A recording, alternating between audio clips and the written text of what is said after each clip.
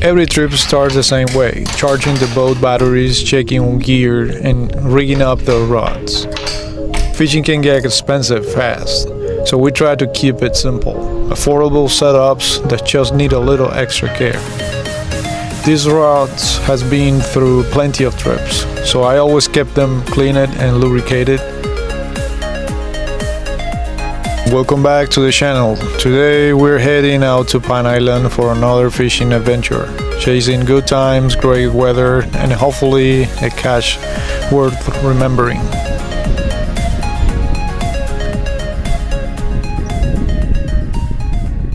The forecast called for calm conditions in the morning, with a cold front moving later in the day.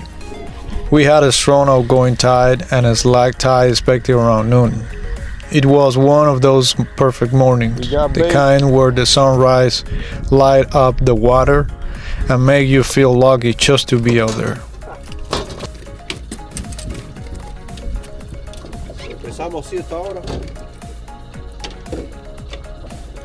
Se lo enganchamos, lo tiramos para ver qué pasa. Once we got moving, we headed towards our first location, a narrow pass between mangrove islands. That's where redfish, snook, and even small sharks like to ambush bait as the tide rushes through. Those strong currents stir up a lot of life, and when the timing is right, it can be an incredible spot to fish.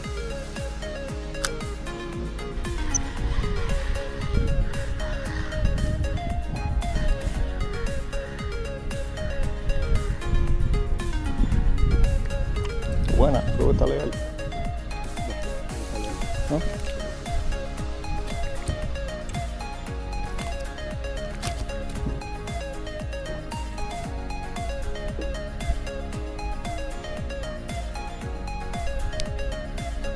Pequeña truchita.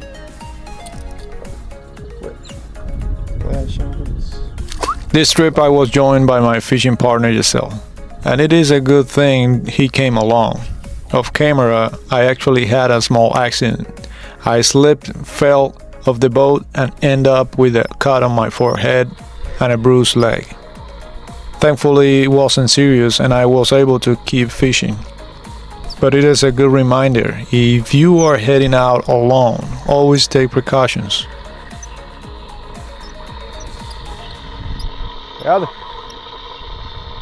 Normally we stick to artificial lures, but this time we decide to mix it up. Live shrimp, a cut bait. And it paid off. After just a few casts, Giselle hooked something unexpected, a flounder. That is not common catch around here, so it was a fun surprise. It hit right near mangroves, where the depth drop off. Classic ambush territory. Estos son extraños coger aquí. Cogí un bicho extraño, ¿tú sabes? Aquí estás en cámara, somos deporte ahí. Flounder en Pine Island Sound. Muchacho, sabe quieto. Eso es extraño coger aquí.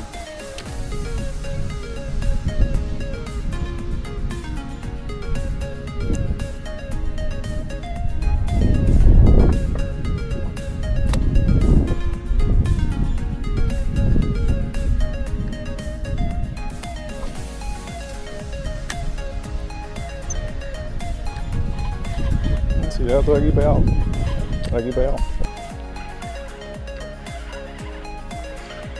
Ya voy a comer pan. Por la manera que se esté talando parece una trucha. Pero dando unos cabezazos extraños ahí. ¡Coño! Mira lo que traigo, compadre. Juega la regla ahí.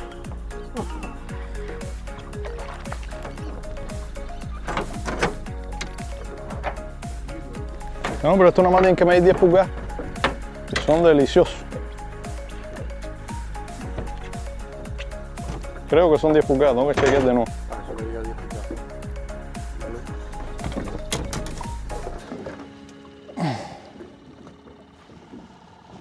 Yeah, oh man. Casi, brother. Casi, como un filete. Mira, ¿cómo se llama? De cubera, todo en eso. Dale, muñeco, crece.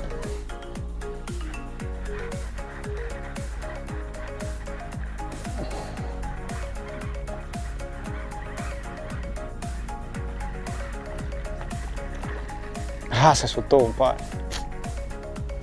Una trucha, buena que estaba.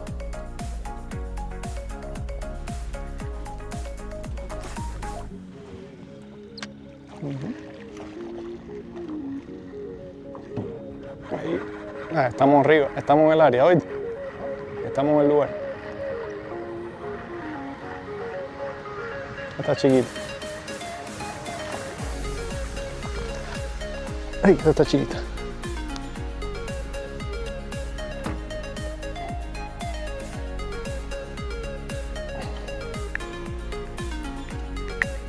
Bueno, medirla nomás para tener referencia. ¿Qué tamaño tiene? Tiene 12 pulgadas.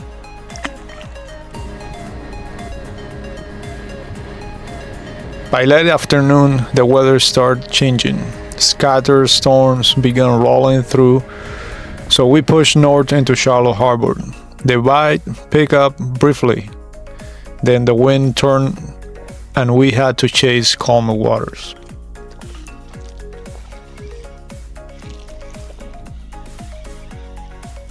Redfish.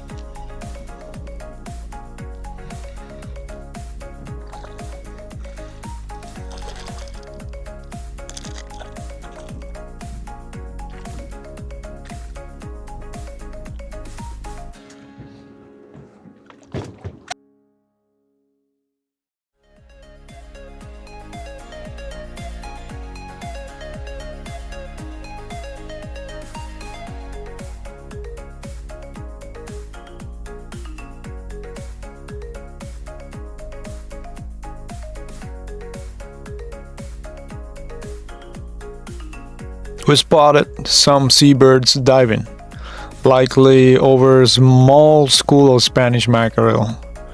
But the action was short-lived. The fish went deep, the birds moved on, and before long the storms cleared.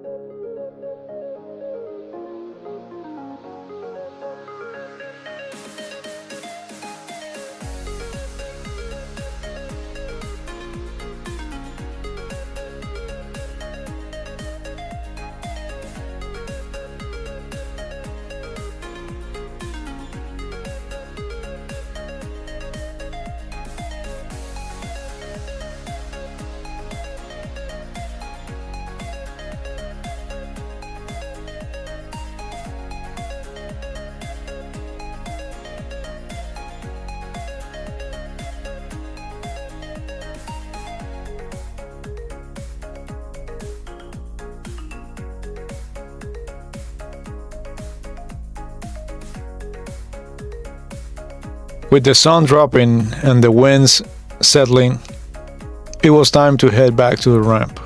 Even without a big trophy fish, it was another great day on the water, good company, new spots, and another story to tell.